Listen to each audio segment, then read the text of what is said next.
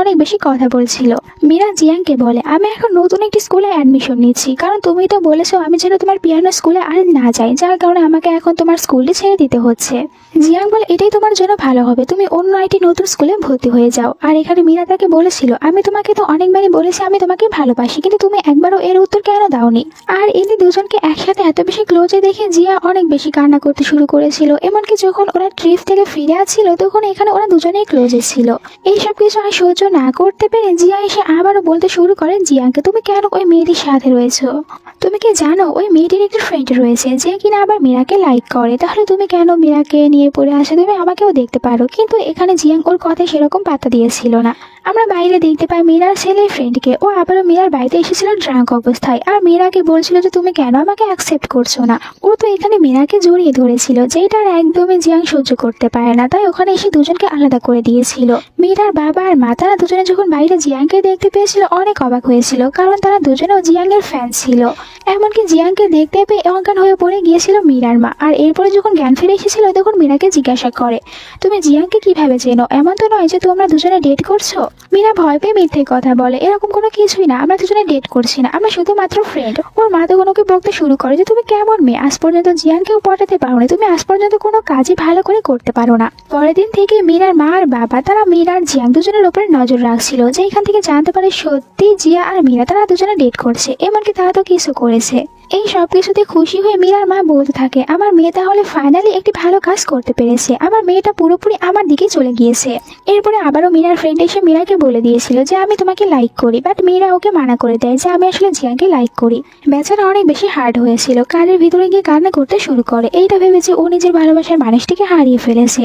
অন্যদিকে আমরা জিয়াকে দেখতে পাই, ও আর একদমই সহ্য করতে পারছিল না যে ওরা দুজনে একসাথে এত বেশি হ্যাপি রয়েছে, যার কারণে জিয়াং আর মীরা তাদের দুজনের সম্পর্কের কথা জিয়াংয়ের ফ্যান্স গ্রুপের ভিতরে পোস্ট করেছিল, যেটা দেখার পর জিয়াংয়ের সব ফ্যান্সরা তো মীরার উপরে অনেক বেশি রেগে গিয়েছিল। আসলে তারা এটাই ভাবতো যে জিয়াং আর জিয়া তারা দুজনে ছোটবেলা থেকে একে অপরকে লাইক করে, আর ওদের দুজনের ভিতরে এখন মীরা চলে এসেছে দুজনকে আলাদা করতে, তাই ওরা মীরাকে হেট করতে শুরু করেছিল। আর মীরা যখন বাইরে বের হয়েছিল তখন সবাই মিলে মীরাকে বুলিং করতে শুরু করেছিল, আর কিছু লোক তো এটার ভিডিও করছিল, যে ভিডিও আবার পরে দেখতে পেয়েছিল জিয়াং। আর জিয়াং এটা দেখতে পেয়ে অনেক বেশি কষ্ট পাচ্ছিল, কিন্তু এখনও শহর থেকে কিছুটা দূরে ছিল, তাই ওখানে যেতে পারছিল না সবাইকে থামানোর জন্য।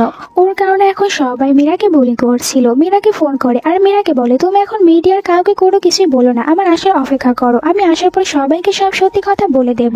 কিন্তু এরই মধ্যে মিডিয়ার সবাই চলে এসেছিল মীরাদের বাড়িতে। মীরার বাবা আর মা তাদের দুজনকে অনেক প্রশ্ন করতে থাকে, আর তাদেরকে অনেক বাজে বাজে কথা বলছিল। এই সবকিছু দেখার পর মীরা ওদের কাছে চলে এসেছিল। মীরা ওদেরকে বলে, আমার আর জিয়াং এর ভিতরে কোনো সম্পর্ক নেই, আমি জিয়া আর জিয়াং তাদের দুজনের ভিতরে আসার চেষ্টাও করিনি, আমাদের কোথাও ভুল হয়েছে। জিয়াং আর আমরা দুজনে শুধুমাত্র ভালো ফ্রেন্ড, এর বাইরে অন্য কিছুই না। আর যে সব কিছু মিডিয়াতে রয়েছে এই সব কিছু গুজব। তখনই এখানে একদম হিরোর মতন করে এন্ট্রি নিয়েছিল জিয়াং, আর ও বলতে থাকে মীরাকে, তুমি আমার আসা পর্যন্ত অপেক্ষা করতে পারোনি, আমি তো তোমাকে অপেক্ষা করতে বলেছিলাম। মীরা কোনো কিছু বলছিল না, চুপ করে দাঁড়িয়েছিল।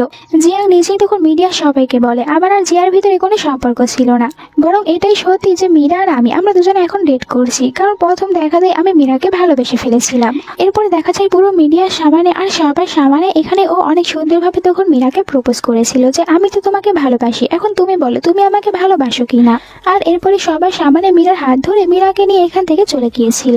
পরের সিনে আমরা দেখতে পাই ওরা দুজনে দাঁড়িয়েছিল মীরার মা আর বাবার সামনে। আসলে মীরার বাবা আর মা এটাই মনে করছিল মিডিয়ার হাত থেকে বাঁচার জন্য ওখানে জিয়াং সবার সামনে মিথ্যে কথা বলেছে, বাট জিয়াং এখানে আবারও ওনাদের দুজনকে বলে যে আমি যা বলেছি সব সত্যি কথাই বলেছি, কারণ আমি সত্যি মীরাকে ভালোবাসি। মা আর বাবা এই কথা জানতে পেরে অনেক খুশি হয়ে যায়। আর দেখা যায় মা তখন মীরাকে ট্রেনিং দিতে শুরু করেছিল যে তুমি কিভাবে এখন থেকে জিয়াং এর সামনে অনেক বেশি স্মার্ট হতে পারবে। আর মেয়েরাও খুশি খুশি এই সব কিছু শিখতে শুরু করেছিল। অন্যদিকে জিয়াকে দেখানো হয়, জিয়া বুঝতে পারে যে ওদের দুজনকে আর আমি কিছুতেই আলাদা করতে পারবো না, তাই আর ও কোনো কিছু না করে এখান থেকে চলে গিয়েছিল। কিন্তু চলে যাওয়ার আগে জিয়াং এর সাথে দেখা করে জিয়াংকে বলেছিল, যদি তোমার কখনো আমার কাছ থেকে কোনো সাহায্যের প্রয়োজন পড়ে তাহলে অবশ্যই আমাকে বলো, আমি সাহায্য করব। জিয়াং ওকে বলেছিল, কিন্তু এরকম সময় কখনোই আসবে না যে আমি তোমার কাছে যাব।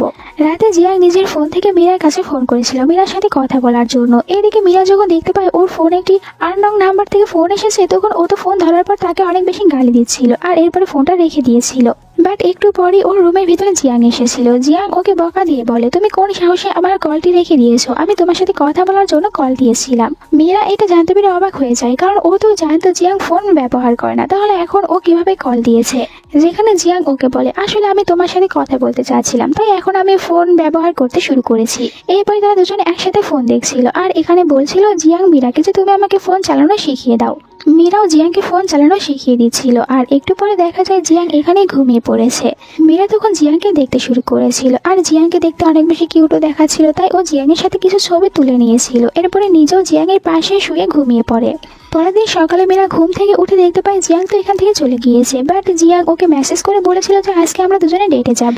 মীরা খুশি খুশি রেডি হয়ে গিয়েছিল। এরপরে ও বাইরে চলে আসে, যেখানে জিয়াংকে দেখতে পায়। আর জিয়াং যখন মীরাকে দেখেছিল তখন ও মীরার ভিতরে আজকে কিছুটা চেঞ্জিং দেখতে পায় আর প্রতিদিনের থেকে আজকে মীরাকে দেখতে একটু বেশি সুন্দর দেখাচ্ছিল। এখনো জিয়াং এর কিছু ফ্যান্সরা মীরাকে নিয়ে বাজে বাজে কথা বলতো আর মীরার মা ওদের সবাইকে তখন একে একে ফোন করে গালি দিত। এমনকি জিয়াং নিজেও তখন ওর একটি টিমকে বসিয়ে দিয়েছিল সোশ্যাল মিডিয়া থেকে মীরাকে নিয়ে যেই সব বাজে বাজে কন্ট্রোভার্সিগুলো সৃষ্টি হয়েছিল ওই সব কিছু সরিয়ে ফেলানোর জন্য সবাই এসব কাজে নেমে পড়েছিল। এদিকে জিয়াং আর মীরা তারা দুজনে তাদের ডেটিংটা অনেক ভালোভাবে চালিয়ে যাচ্ছিল, একসাথে অনেক বেশি হ্যাপি ছিল। এরপরে মীরার কাছে একটি কলেজ থেকে ফোন এসেছিল। মীরা যে নতুন কলেজে এখন ভর্তি হতে চাচ্ছিল ওখান থেকে মীরাকে ফোন করা হয়েছিল। মীরা চাইলে এখন ওখানে যেতে পারে পড়াশোনা করার জন্য। আর মীরা রাতে এই কথা বলেছিল জিয়াংকে। জিয়াং খুশি হয়ে যায় যে আমি খুশি হয়েছি তুমি তোমার ক্যারিয়ার বেছে নিয়েছো, নভেল লিখতে পছন্দ করো, আর তুমি যদি এখন পিয়ানোর কলেজে থাকো তাহলে তুমি তো তোমার স্বপ্নটা পূরণ করতে পারবে না, তাই তোমার ওই নতুন কলেজে যাওয়াই ঠিক হবে।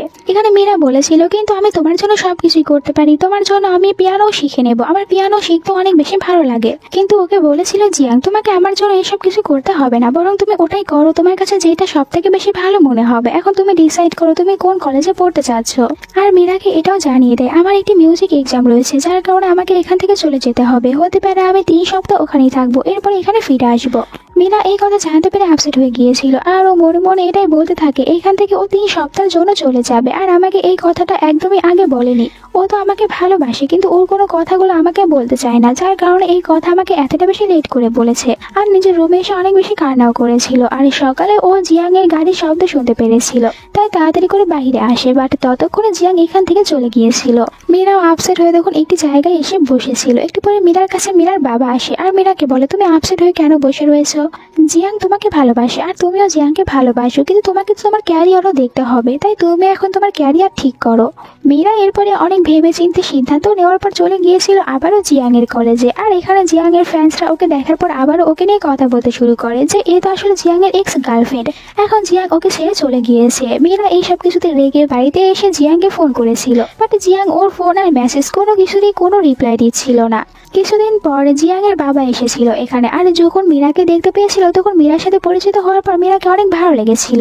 পরের সিনে কলেজের সিন দেখানো হয়। আজকে মীরার কলেজে ওয়েলকাম ডে ছিল, এই কারণে মীরাকে স্টেজে পিয়ানো বাজানোর জন্য নিয়ে আসা হয়েছিল। আর মীরা যখন পিয়ানো বাজাচ্ছিল তখন ওর কাছে জিয়াং এসেছিল, আর জিয়াং এখানে মীরাকে একটি ফুল দিয়েছিল। সবাই তখন ওদের দুজনকে এখানে অবাক হয়ে দেখছিল। আর আমাদেরকে একটি ফ্ল্যাশব্যাক দেখানো হয়, যখন জিয়াং ফিরে এসেছিল তখন মীরার সাথে দেখা করেছিল। আর মীরা জিয়াংকে বলেছিল আমি চাই তুমি আমার ওয়েলকাম ডেতে আমার জন্য একটি ফুল নিয়ে যাবে। মীরার এই কথাটি রাখার জন্যই জিয়াং আজকে ওর জন্য একটি ফুল নিয়ে এসেছিল। মীরা ওকে আরো বলেছিল আমি তোমাকে কতগুলো কল আর মেসেজ করেছি, তুমি কোনোটার রিপ্লাই কেন দাওনি? যেখানে জিয়াং ওকে বলে আসলে আমি আমার ফোনটা ভুলে আমার বাড়িতে রেখে গিয়েছিলাম, তাই তো তোমার সাথে কোনো যোগাযোগ করতে পারিনি, কিন্তু আমি তোমাকে অনেক বেশি মিস করেছি। শুরু থেকে আজ পর্যন্ত তুমি আমার জন্য অনেক কিছুই করেছো, তাই এখন থেকে আমি তোমার জন্য সবকিছু করব, তুমি যা ভালোবাসো আমি তাই করব। মীরা এখানে জিয়াং এর উপরে অভিমান করেছিল। একটু পরে জিয়াং মীরাকে একটি বাড়ির চাবি বের করে দিয়েছিল আর মীরাকে বলছিল যে আমি আমাদের কলেজের পাশে একটি বাড়ি কিনেছি, এখন থেকে আমরা দুজনে একসাথে ওই বাড়িতেই থাকবো, এতে করে আমাদের দুজনকে আর আলাদাভাবে থাকতে হবে না। মেয়েরা এইসব কিছুতে অনেক খুশি হয়েছিল আর দেখা যায় ও কান্না করতে শুরু করেছিল। ওর কান্না থামানোর জন্য এখানে জিয়াং ওকে কিস করেছিল। তাদের দুজনের এই সুন্দর সিনের সাথে আজকের এই গল্পটা শেষ হয়ে যায়। তোমাদের কাছে এই গল্পটা কেমন লেগেছে কমেন্ট করে জানিয়ে দাও। ভালো লাগলে চ্যানেলটিকে সাবস্ক্রাইব করো আর ভিডিওতে একটি লাইক দাও। দেখা হচ্ছে নেক্সট ভিডিওতে। আল্লাহ হাফেজ।